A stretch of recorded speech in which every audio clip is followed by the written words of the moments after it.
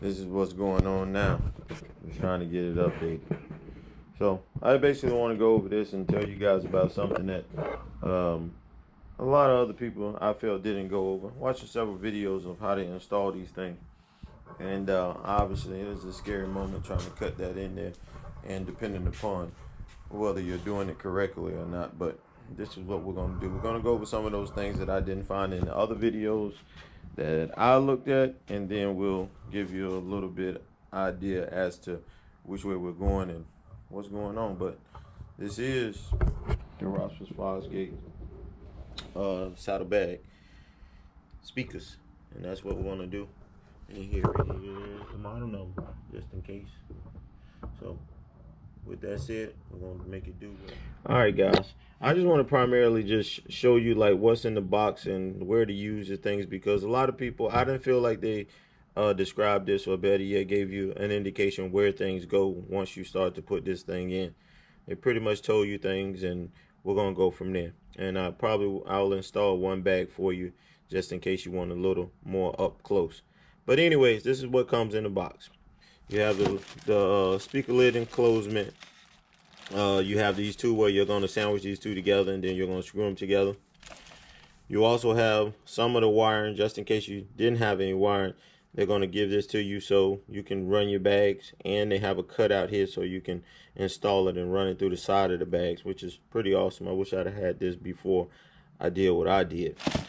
You also have another connection, which I'm probably not going to use any of these because I already have my bike hooked up the way that I did it. So this is what we have from this point.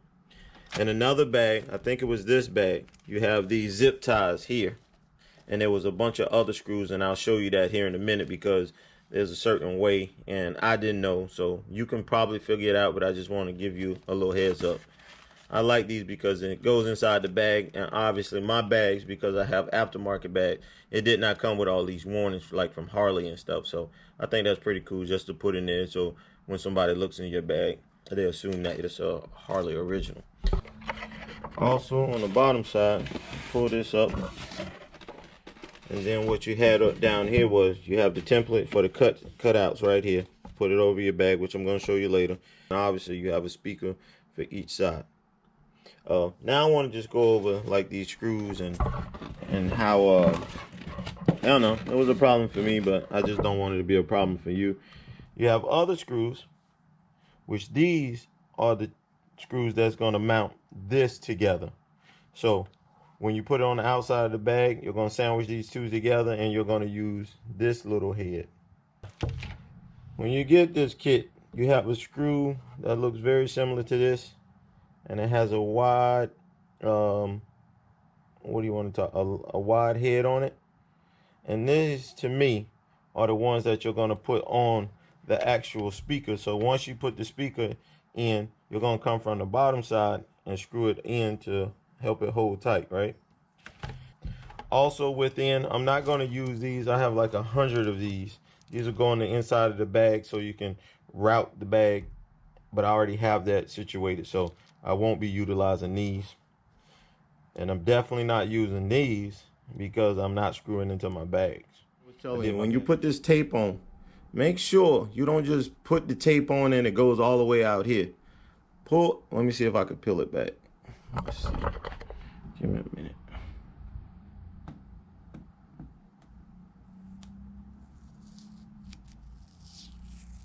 Here we go. When you put that tape on there, make sure you push it all the way down like that. No space in between that.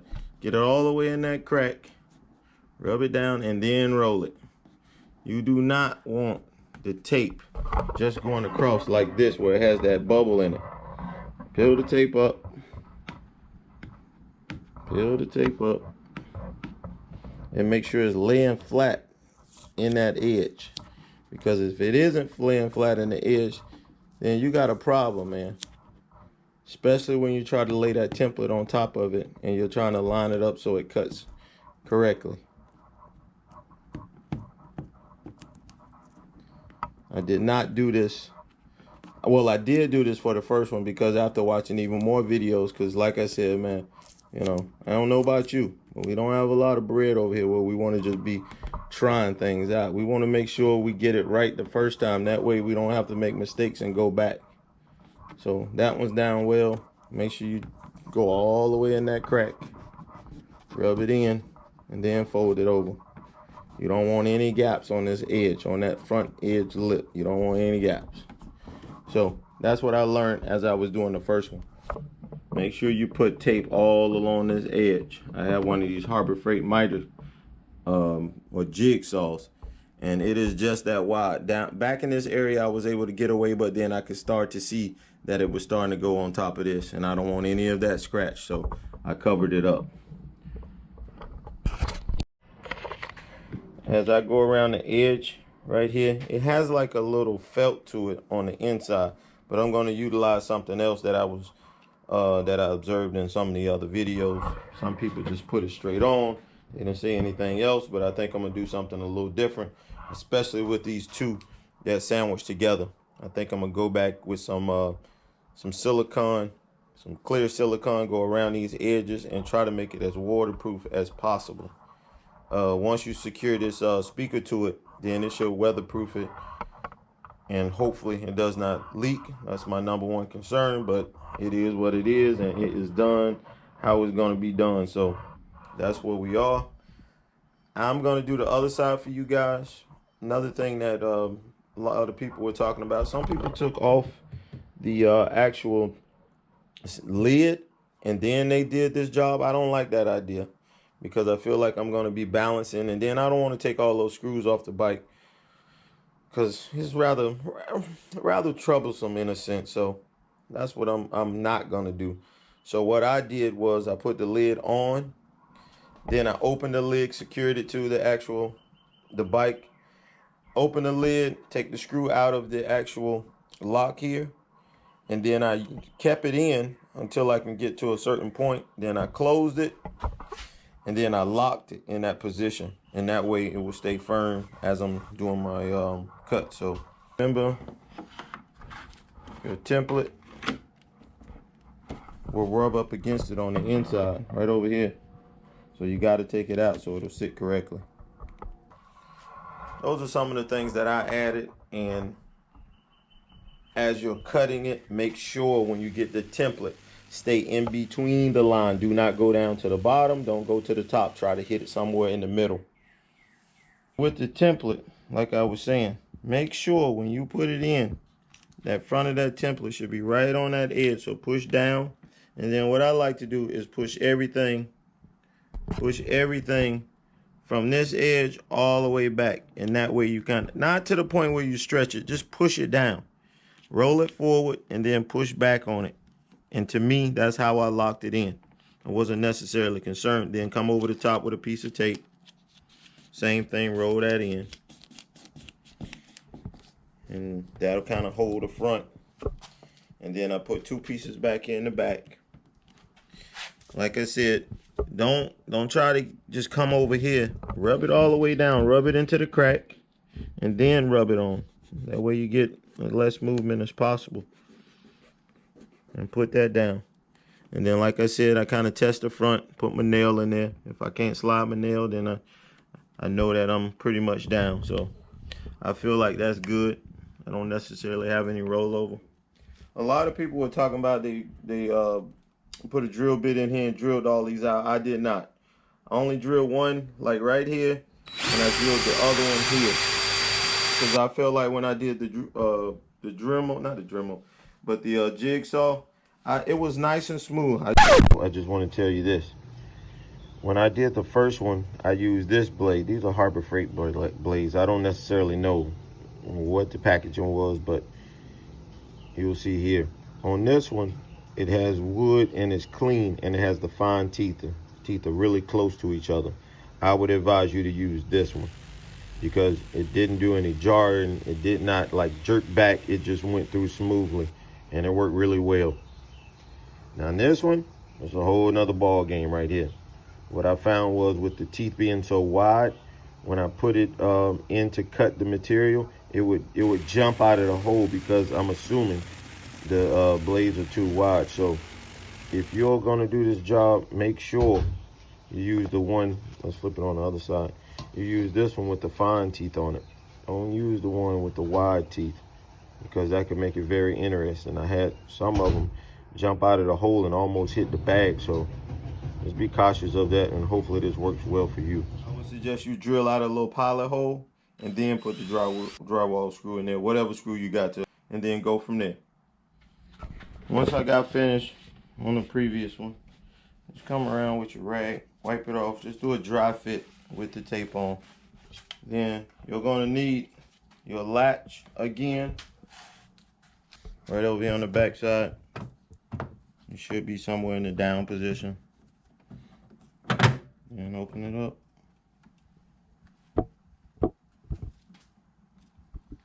All that good dust. Anywho, you got the outside edge here, and that goes pretty much like this, which is pretty cool. And you take the inside piece. Check that out. Look how that's perfect. That's crazy. Anywho, and remember what we talked about, the screws to secure it. It's those little small ones, remember? Is the cameraman getting that in focus? Right there, the little small ones. And I'll tell you this too. See this little tab? I'm not sure. I'm gonna let you do your own research. But if you put any other different speakers in here, you're gonna have to shave that off. And if you watch, what is it, NVS audio, he talks about how, yeah, you can use a different speaker, but at the same time, you may have to cut this little notch off right here and go back a little bit so you can fit other speakers in there. So, like me, do some of your research so you don't necessarily just be buying things just to have. All right, here's the speaker. You got your speaker. And then I'm assuming this is kind of like to protect it when you put it in. So you're going to put that goes inside there. And look, see what I was telling you about that little dowel? You got that little dowel that fits in there to help, I guess, you know, fixate it in a certain position. So, and then here are those screws I was telling you about, the ones with the little wings on them. So those will secure this to the enclosure. So these go up through there, obviously, and go from there. Let's go back and we'll look at that. So, like I said, obviously, let me see. You're going to fit your speaker in. And like I said, you have that little dial. So you put it in. Hopefully the camera can get this dial going in there. You got the little dial right there. Slide it in. It should lock it in. And then you're going to come over the top. There's still a little dial on the top of that as well too. See it right there? And you're going to come back. Why they have it on this one, I don't know, but because it definitely does not reach that far out. Then come back over. And then you're going to use those screws we talked about with the wings on them as such. Well, sometimes you mess up and sometimes it never makes it to the video. But my problem was I went ahead and silicone my speakers on here, right? I did the speaker enclosement and the actual speaker and put it all on there. And so I was thinking about putting a latch on it, and come to find out you can't put the latch on afterward. You got to do it before you sandwich, or basically before you put all of them on there. So let me show you on the other side, because right now I'm cleaning up. So here we go. Remember, you have the outside piece, which is 1. You got the enclosure, which is 2. You have the speaker, and you have this. So I guess I'm assuming, like, if you put in anything in here, it can't possibly damage the speaker. So you got to take off this enclosement and the actual speaker. Take that off. And then, since I put my silicone in there, it's like Loctite. So in order to put that latch in there from the outside, remember this latch to close it, lock it, you got to take all 4 pieces off and pretty much take it back to where it looks like this and put the latch in. So right now I got one side done, which is this side. And open that up. I made it accessible so I can put it back in the hole, which is here. And then I have to reassemble everything. I'll tell you this, if you put this silicone in here, remember that's a one-time fix. Because I'm telling you right now, it's a pain in the butt to get that silicone off. It's not that hard, but it's just tedious to do it. It comes off fairly easy. Everything takes a little elbow grease, but like I said, man, I like it because it gets down in this edge and you see it really cock up in that area. But at the end of the day, hey man, this is, you know, it's sealing up what it's got to seal up. So I just want to give you guys an idea as to what it takes to get this stuff off, and it's not bad. Just got to make sure it's like a little black felt tape on here. Just make sure you get it off of there, and it seems to come off pretty easy with the rag. Just rub on it and it'll come up, as you can see. So it does come off. Let me show you this. It does come off. That's what it looks like when I cleaned it up, you know. And then to me, like as I was disassembling it, like in some areas where you see like it's kind of low, I feel like the actual silicone kind of sealed up certain holes, and it was very tight on there. So I like that, especially for the waterproof and properties. So I'm just letting you know, man, everything doesn't go as smooth. However, I can tell you that these things do fit in here nice. I want to show you something as well too when I put it back on there, because the fitment to me isn't necessarily 100% because it has like that rubber, it has that rubber lip around it.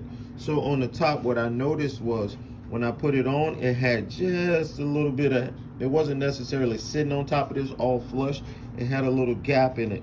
And based on how I tightened down the area of the silicone, I felt like it wasn't that much on there. And I tell you this, a lot of it squeezed out as I was doing it, trying to take it off. So it is what it is. I just want to let you guys know that. So once you cut it out, go ahead and put your latch in, especially if you're doing final assembly. If you're checking it just to see if it tightens down, all that good stuff, that's great. And you're not putting a lubricant on it, that's great.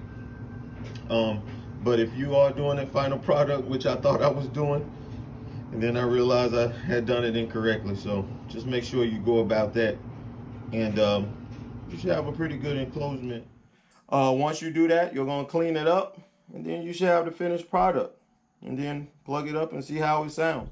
But as of, or better yet for me, I'm just gonna run these. I want everything that's waterproof, so as I travel, go about, I don't have to worry about any speakers. That's my main concern, and that's why I pretty much got this. And if I move forward, I'm going to get something that's waterproof as opposed to what I had in the past. So with that said, man, I hope this helps you out. I will probably do a follow-up as to how things went, or better yet, what I think about the speakers in the future. I also have my old set of speakers from the actual year of the bike, which is a 12, the hard bags. And I'll compare that as opposed to these 14 and up bags and see if there is any difference. I never had any leaks out of the old ones, and I'm assuming that these will do the same thing for me. But at the end of the day, we'll see how that goes when we get to that time. So hopefully this will help you. And moving forward, I'm hoping that you can try this and, you know, don't just pay someone, do it yourself. And I'll leave you with this. Hopefully one day you'll see that you can install this as opposed to giving it to a professional and letting them take your money. Until next time.